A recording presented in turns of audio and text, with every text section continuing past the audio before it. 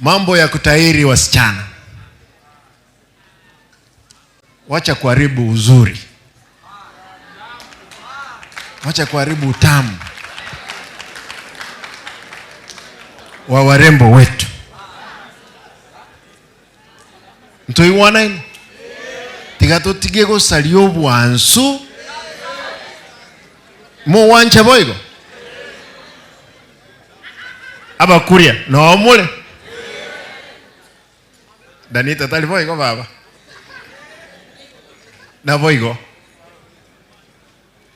because mambo ya kutahiri wasichana imepitwa na wakati.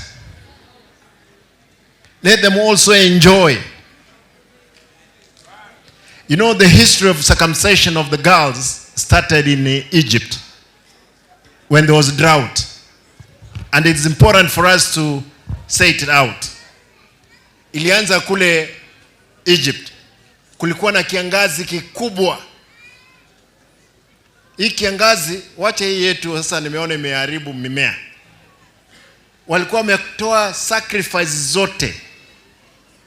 Na baada ya kutoa sacrifice, wakapata kiangazi yaishi, lakini Mungu alikuwa amepanga mvua inanyesha.